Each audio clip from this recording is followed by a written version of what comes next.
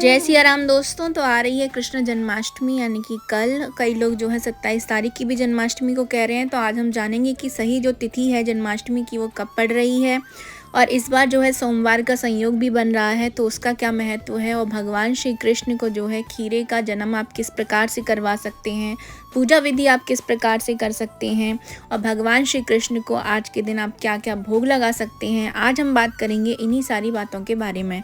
तो चलिए ज़्यादा देर नहीं करते हैं, कर लेते हैं टॉपिक को स्टार्ट। दोस्तों, हिंदू पंचांग के अनुसार हर साल भाद्रपद मास के कृष्ण पक्ष की अष्टमी तिथि को जन्माष्टमी का त्योहार मनाया जाता है। मान्यताओं के अनुसार भगवान श्री कृष्ण का जन्म अष्टमी तिथि की मध्य रात्रि में हुआ था। इस साल भगवान श्री कृष्ण का जो जन्मदिन है वो 5251वां जन्मोत्सव जो है मनाया जाएगा, जो कि बहुत ही ज्यादा खास माना जा रहा है। अष्टमी तिथि का जो आरंभ है वो 26 अगस्त को सुबह 3:39 से शुरू हो जाएगा, और अष्टमी तिथि का जो समापन है वो 27 अगस्त की रात 2:19 पर होगा। तो उदया तिथि के अनुसार इस बार कृष्ण जन्माष्टमी जो है वो 26 अगस्त 2024 को ही मनाई जाएगी। इस बार श्री कृष्ण जन्माष्टमी पर भगवान अपने पूर्वजों के वार में जन्म लेंगे। द्वापर युग में श्री कृष्ण भगवान ने बुधवार को रोहिणी नक्षत्र में अष्टमी तिथि को रात्रि काल में जन्म लिया था, ठीक 12 बजे, जिसे हम अभिजीत मुहूर्त भी कहते हैं। उस समय वृष राशि में चंद्रमा उच्च के थे। इस बार प्रभु श्री कृष्ण के जो जन्म दिवस है वो 5251वां मनाया जा रहा है, जो कि 26 अगस्त को रोहिणी नक्षत्र युक्त अष्टमी तिथि भी है। तो वृषभ राशि में जो है उच्च के चंद्रमा भी हैं, सिर्फ बुधवार नहीं है, लेकिन एक अजब सा संयोग यहाँ पर बन रहा है, क्योंकि 26 अगस्त पर जन्माष्टमी को सोमवार का दिन पड़ रहा है, और सोमवार का दिन जो होता है वो चंद्रवार भी कहलाता है। सोम का जो पर्यायवाची होता है वो चंद्र है, यानी प्रभु श्री कृष्ण का जन्मोत्सव इस बार अपने पूर्वज के वार अर्थात चंद्रवार को मनाया जाएगा। और इस बार इन सारे योगों के साथ साथ जो है रोहिणी नक्षत्र एवं सर्वार्ध सिद्धि योग का भी निर्माण होने जा रहा है। तो इस बार की जो ये जन्माष्टमी है ये और भी ज्यादा खास बन जाती है। 26 अगस्त दिन सोमवार को सूर्योदय 5:40 पर होगा। सूर्योदय के समय भाद्रपद कृष्ण सप्तमी तिथि रहेगी, प्रातः काल 8:20 तक। तत्पश्चात जो है उसके बाद अष्टमी तिथि आरंभ हो जाएगी, जो कि 27 अगस्त को सुबह 6:34 तक रहेगी। तो इस प्रकार अष्टमी तिथि 26 अगस्त की रात में स्पष्ट रूप से प्राप्त हो रही है। इसीलिए भी 26 अगस्त 2024 को ही कृष्ण जन्माष्टमी मनाना शुभकरी माना जा रहा है। भगवान श्री कृष्ण की जो पूजा का मुहूर्त है वो 26 अगस्त को रात 12 बजे से देर रात 12:44 तक का रहेगा। तो आप रात 12 बजे भगवान श्री कृष्ण का जन्म भी कर सकते हैं। पूजा विधि जानने से पहले हम व्रत की महिमा के बारे में बात कर लेते हैं। हमारे सनातन धर्म में 4 महारात्रियां जो है मानी गई हैं। वो 4 महारात्रियां कुछ इस प्रकार से हैं। पहली आती है कालरात्रि, जिसे दीपावली के नाम से भी जाना जाता है, और दूसरी आती है महारात्रि, जिसे शिवरात्रि के नाम से कहते हैं। वहीं आती है तीसरे नंबर पर मोहरात्रि, जिसको हम जन्माष्टमी कहते हैं। फिर आती है दारुण रात्रि, जिसको हम होलिका की रात कहते हैं। तो इस बार जो जन्माष्टमी की रात्रि है उसको मोहरात्रि कहा जा रहा है। जन्माष्टमी की रात्रि इसको मोहरात्रि भी कहते हैं। 20 करोड़ एकादशी व्रत का जो फल होता है वो मात्र इस जन्माष्टमी के एक दिन के व्रत करने से ही जातक को मिल जाता है। ऐसा भगवान श्री कृष्ण ने स्वयं कहा है भविष्योत्तर पुराणिक में। यहाँ तक कि शिव पुराण में भी जन्माष्टमी के व्रत को व्रतराज कहा गया है। अग्नि पुराण के अनुसार यह व्रत भोग और मोक्ष प्रदान करता है। वहीं भविष्य पुराण के अनुसार जो भी व्यक्ति यह व्रत करता है उसकी अकाल मृत्यु कभी भी नहीं होती है। शिव पुराण के कोटि रुद्र संहिता में आता है कि जब भी कोई भी व्यक्ति जन्माष्टमी की रात्र को मंत्र जाप करते हुए बिताता है और सारी रात्र जागरण करता है तो वह व्यक्ति इस संसार की मोह माया से मुक्त हो जाता है। तो इस व्रत की अनंत महिमा है। तो आप सब लोगों को जन्माष्टमी का व्रत सोमवार का जो पड़ रहा है वो जरूर से रखना चाहिए। चलिए अब ये जानते हैं कि जन्माष्टमी के दिन आपको पूजा विधि किस प्रकार से करनी है। तो सबसे पहले आपको ब्रह्म मुहूर्त में ही उठ जाना है। जन्माष्टमी के दिन स्नान करने के बाद आपको साफ कपड़े पहन लेना है, और स्नान हो सके तो आपको गंगा जल डाले हुए स्नान पानी से ही जो है स्नान करना चाहिए। और व्रत रखने का भगवान श्री कृष्ण के सामने संकल्प ले लीजिए। इसके बाद भगवान श्री कृष्ण को आपको सुबह में दूध और गंगा जल से आप स्नान कराइए और साफ रेशमी कपड़े पहना दीजिए। इस दौरान बाल गोपाल को आपको झूला झुलाया जाएगा और उनकी आरती करनी है। श्री कृष्ण जी को माखन और मिश्री का भोग लगाएं। आप चाहें तो खीर पंजीरी का भी भोग लगा सकते हैं। इसके बाद भगवान श्री कृष्ण की पूजा आरती कर लें। इस तरह आपको जो है सुबह की पूजा अपनी संपन्न कर लेनी है। अब मैं आपको बताती हूँ कि इसके बाद आपको क्या करना है। तो जैसे आपने पूजा अपनी संपन्न कर ली है, फिर आपको ले लेना है खीरा।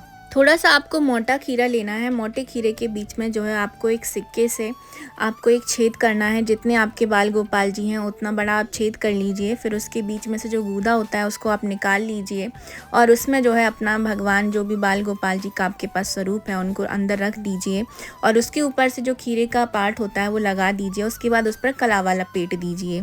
फिर रात के समय जब आप इसको पूजा करने के लिए लेते हैं तो रात को 12 बजे आपको इस खीरे से जो है, आपके पास यदि चांदी का सिक्का है तो आप उससे इसको काटिए और बाल गोपाल जी को बाहर निकालिए। रात को 12 बजे आपको इस तरीके से पूजा करनी है। उसके बाद वापस से आपको जो है उनका अभिषेक करना है और अगले दिन इस खीरे को जो है आप प्रसाद रूप में सबको बांट सकते हैं, या जो भी स्त्रियां संतान सुख चाहती हैं वो इस खीरे को खाएं तो उनको जल्दी से संतान की प्राप्ति होती है। भगवान श्री कृष्ण के जैसे पुत्र की उनको प्राप्ति भी होती है। तो ये तो मैंने आपको बताया कि आपको खीरे से जन्म किस प्रकार से कराना है। अब मैं आपको विधिवत पूजा विधि बताती हूँ। तो आपको सुबह का अभिषेक कर लेने के बाद इस तरह से खीरे में भगवान को रख देना है। उसके बाद आपको क्या करना है, जब जैसे ही शाम हो जाती है तो आपको जैसा भगवान का प्रसाद आपके यहाँ बनता है वैसा बनाइए। वैसे तो माखन, मिश्री, पंजीरी ये सारे जो हैं भोग भगवान श्री कृष्ण को लगते हैं। कई कई जगह तो 56 भोग भी लगाए जाते हैं। तो जैसी भी आपकी श्रद्धा है आप उस हिसाब से उनका भोग बनाएं। फिर शाम को आपको पूजा के स्थल पे आ जाना है। पूर्व विमुख करके आप बैठ जाइए ताकि आपका जो मुख है वो पूर्व विमुख हो। उसके बाद आपको एक आसन ले लेना है। उसके नीचे आपको एक चौक पूरना है आटे से। उसके ऊपर आप एक पटे को रख दीजिए। पटे के ऊपर आपको जो है केले का पत्ता रख देना है। केले के पत्ते के ऊपर जो है आपको एक भगवान श्री कृष्ण का जो भी झूला आपके पास है वो बिठाल दीजिए। उसके बाद आपको उसको अच्छे से सजा लीजिए और उसके बाद भगवान श्री कृष्ण को आपको वहाँ पर बिठाल के आप उनको झूला झुलाएंगे। उसके बाद आपको क्या करना है कि कलश ले लेना है, उसके ऊपर नारियल रख लेना है। उस पर के बाद आपको भगवान श्री गणेश को भी आगे बिठा लेना है, क्योंकि भगवान श्री कृष्ण जो है गणेश जी की प्रथम पूजा जो है की जाती है किसी भी पूजा में। तो इस तरीके से आपको जो है सारी पूजा की सामग्री लगा लेनी है। उसके बाद आपको जैसे ही रात के 12 बज जाते हैं तो आपको भगवान श्री कृष्ण का जन्म कराना है, जैसे कि मैंने आपको बताया है। उसके बाद आपको उनको स्नान कराना है पंचामृत से, वही दही, दूध, घी, गंगा जल, इन समस्त चीज़ों से आपको एक एक करके भगवान श्री कृष्ण को स्नान कराना है। अब आपको स्नान कैसे कराना है ये भी जान लेते हैं। तो स्कंद पुराण के अनुसार भगवान श्री कृष्ण ने स्वयं बताया है कि जो भी व्यक्ति शंख में जल लेकर के और ओम नमो नारायण नमः मंत्र का उच्चारण करते हुए मुझे नहलाता है वह संपूर्ण पापों से मुक्त हो जाता है। तो आपको क्या करना है, एक छोटा सा शंख ले लेना है। उसमें जो है आप पानी डाल लीजिए, शुद्ध पानी होना चाहिए। उससे आप भगवान श्री कृष्ण को यानी कि जो उनका बाल रूप है उसको स्नान कराइए। शंख में तीर्थ का जल लेकर उसकी एक बूंद भी यदि कोई भी उनको नहलाता है तो वह अपने समूचे कुल को तार देता है। तो शंख में जल लें और उसके अंदर तीर्थ का जल जरूर से मिला लें। अगर आपके पास गंगा जल है तो गंगा जल मिलाइए, या अदर नदियों का जल है जो कि पवित्र है उनको मिला करके आप एक एक करके भगवान श्री कृष्ण को स्नान कराइए। शंख में आप जो है फूल भी डाल सकते हैं, अक्षत भी डाल करके उनको अर्घ दे सकते हैं। इससे आपको अनंत गुना फल की प्राप्ति होती है। ऐसा भी कहा है भगवान ने कि वह जो भी वैष्णव जो भी यानी कि भक्त मेरे मस्तक पर शंख का जल घुमाकर उसे अपने घर में यदि आप छिड़क लेते हैं उसके घर में जो है कभी भी कुछ भी अशुभ होता ही नहीं है। और जो शंख है वो आप दक्षिणावर्ती भी ले सकते हैं, वामावर्ती शंख भी ले सकते हैं, या फिर जो भी आपके घर में शंख हो आप उससे भी भगवान बाल गोपाल जी का जो है अभिषेक कर सकते हैं। और फिर उसके बाद आपको करना है सहस्त्र धारा अभिषेक। जी हाँ, उसके लिए आपको क्या करनी है, एक छोटी सी छन्नी ले लीजिए जिसमें बड़े बड़े छोटे छेद हों। उसके ऊपर आप फूल डालिए, तुलसी दल डालिए और भगवान श्री कृष्ण को आपने जिस भी बर्तन में रखा हुआ है नहलाने के लिए उसके नीचे भी आपको एक तुलसी पत्र रख लेना है। फिर जिस भी छन्नी से आप सहस्त्र धारा स्नान करा रहे हैं उसके ऊपर आप धीरे धीरे जल छोड़ते जाइए तो काफी सारी जो धाराएं होती हैं वो निकलने लगती हैं भगवान बाल गोपाल के ऊपर। उसी को सहस्त्र धारा अभिषेक भी कहा जाता है। उसके बाद आपको भगवान श्री कृष्ण को जो है जल जो भी आप लेंगे उसमें आप गुलाब के फूल डाल लीजिए, उसमें आप थोड़ा चंदन, थोड़ी रोली, थोड़ा इत्र भी डाल लीजिए। उस पानी से भी आप भगवान बाल गोपाल जी का स्नान करा सकते हैं। स्नान कराने के बाद आपको बाल गोपाल जी को उस जल से निकाल लेना है, उनको साफ कपड़े से पोंछिए। उसके बाद आप उनके शरीर पर इत्र लगाइए। उसके बाद आप जो भी उनके लिए सुंदर वस्त्र लेकर आए हैं, जो भी गहने लेकर आए हैं, जो भी श्रृंगार आपको करना है आप कीजिए। फिर उसके बाद उनको आप झूले में बैठा दीजिए। देखिए, बाल गोपाल जी की पूजा में सबसे ज़्यादा जो इम्पोर्टेंट होती है वो होती है तुलसी, और तुलसी की जो मंजरी होती है वो होती हैं।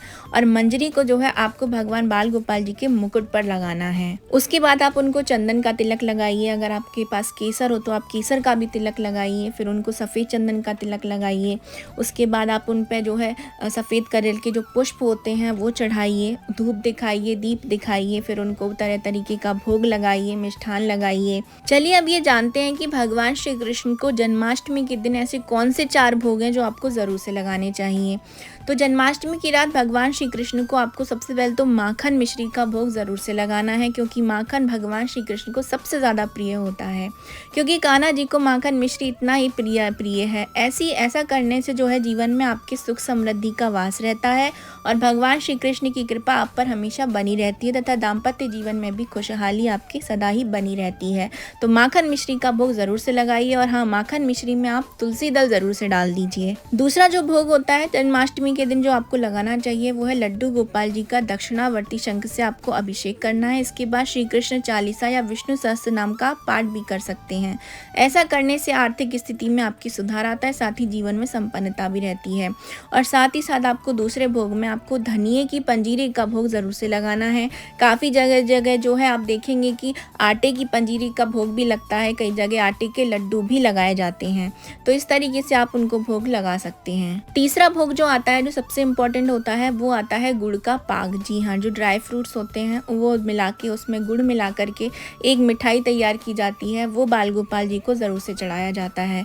और जो आता है वो होता है पंचमेवे का भोग भी, उनको जो सूखे मेवे होते हैं वो ज़रूर से लगाना चाहिए, क्योंकि ऐसा सुनने में आता है कि भगवान जो श्री कृष्ण थे वो पंचमेवे जो सूखे होते थे वो ज़रूर से खाया करते थे। तो आपको इस दिन पर उनको इसका भोग भी ज़रूर से लगाना चाहिए। और जो सबसे आखिरी में आपको भोग यहाँ पे जानते हैं वो है नारियल के लड्डू, वो ज़रूर से आपको बनाने चाहिए, या मलाई के लड्डू आप बना सकते हैं। और नारियल के लड्डू तो आपको ज़रूर से लगाने चाहिए भगवान श्री कृष्ण को, वो भी उनको बहुत ज़्यादा प्रिय हैं।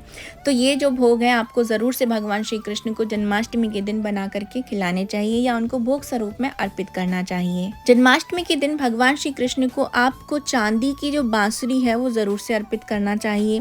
भगवान कृष्ण को बांसुरी अर्पित करते समय आपको एक मंत्र भी ज़रूर से बोलना है, क्लीं कृष्णाय वासुदेवाय हरे परमात्मने प्रणतः कलेश नाशाय गोविंदाय नमो नमः।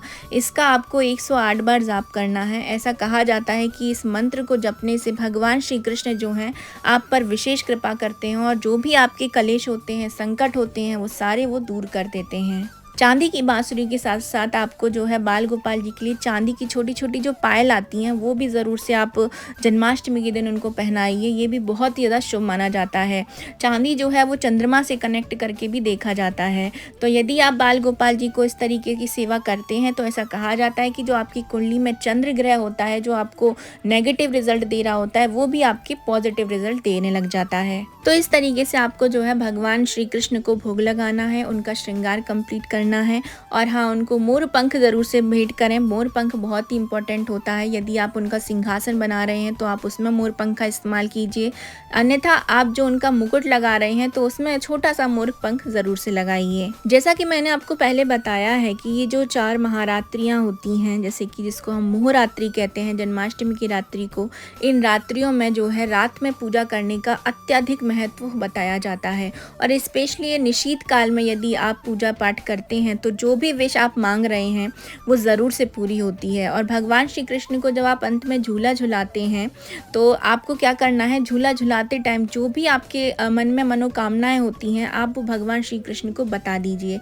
या फिर जब आप बाल गोपाल जी को स्नान कराने के बाद अपने हाथ में लेते हैं तो उस समय आँख बंद करके और बाल गोपाल जी के स्वरूप का ध्यान करते हुए जो भी आपकी प्रार्थनाएं हैं या जो भी संकट हैं वो आप भगवान को स्पष्ट रूप से बताइए, तो वो आपके सारे संकटों को ज़रूर से हर लेती हैं और जो भी आपकी मनोकामनाएं होती हैं वो जल्दी से जल्दी ही पूरी भी हो जाती हैं। ये जो महारात्रियाँ होती हैं ये साल में मात्र 4 बार ही आती हैं, तो आपको सिर्फ ऐसे 4 मौके ही मिलते हैं इस तरीके से पूजा करने के। और रात्रि में आपको दीपदान ज़रूर से करना है भगवान श्री कृष्ण के समक्ष। और दीपदान आपको किस प्रकार से करना है, आपको एक दोना ले लेना है, दोने के अंदर आपको डाल लेने हैं पुष्प और थोड़े से चावल, उसके ऊपर आप रखिए एक मिट्टी का दिया, उसमें आप जो है शुद्ध देसी घी का दीपक जलाइए या फिर आप तेल का भी जला सकते हैं और भगवान श्री कृष्ण के सामने अर्पित कर दीजिए। या आपके पास कोई आसपास शुद्ध नदी है या कोई पवित्र नदी है या कोई भी नदी है तो आप उसमें जाकर के रात्रि के समय ये दीपदान ज़रूर से कीजिए और जो भी मनोकामना है वो बता दीजिए, आपकी ज़रूर से पूरी होती हैं। दीपदान का अत्यधिक महत्व जो है बताया भी जाता है। तो इस तरीके से आपको जो है पूजा आराधना करने के बाद भगवान श्री कृष्ण को भोग लगाने के बाद उनकी आरती उतारनी है। यदि आप चाहें तो छोटा सा हवन भी कर सकते हैं और हवन में जो है जो भी प्रसाद आपने भगवान श्री कृष्ण को चढ़ाया है वो हवन में डाल दीजिए और पंचामृत जो है उनका जो भी है वो आप ग्रहण भी कीजिए। उसके बाद आरती करने के बाद उनसे प्रार्थना कीजिए। इस तरीके से 12 बजे आपको शंख भी बजाने हैं, घंटियाँ भी बजानी हैं जब भगवान का जन्म होता है, और फिर उनकी आरती गाइए और भगवान से निवेदन कीजिए कि वो हमारी इस पूजा को स्वीकार करें। इस तरीके से आपको अपनी जन्माष्टमी की पूजा को कंप्लीट कर लेना है। यदि आप कोई भी रात्रि का जागरण करने का सोच रहे हैं तो आप रात्रि में जो है मधुराष्टकम का पाठ जरूर से कीजिए। ये बहुत ही अच्छा माना जाता है भगवान श्री कृष्ण की पूजा के लिए। या जो भी महिलाएं हैं जो संतान प्राप्ति करना चाहती हैं उनको संतान गोपाल स्तोत्र का पाठ भी कर लेना चाहिए। ये भी उनके लिए बहुत ही अच्छा रहता है। तो इस तरीके से आपको अपनी पूजा जो है पूरी तरीके से कंप्लीट कर लेना है। तो ये थी मेरी छोटी सी इन्फॉर्मेशन श्री कृष्ण जन्माष्टमी के बारे में। ये आप सबको कैसी लगी है कमेंट बॉक्स में ज़रूर से बताइएगा। तो हम मिलेंगे नेक्स्ट वीडियो में किसी नई इन्फॉर्मेशन के साथ में। अभी मैं आप सभी से ले रही हूँ विदा। जय जय सिया राम। आप सभी लोगों को श्री कृष्ण जन्माष्टमी की बहुत बहुत बधाई। और जो भी व्यक्ति श्री कृष्ण भगवान के भक्त हों वो कमेंट बॉक्स में जय श्री कृष्णा ज़रूर से लिखें।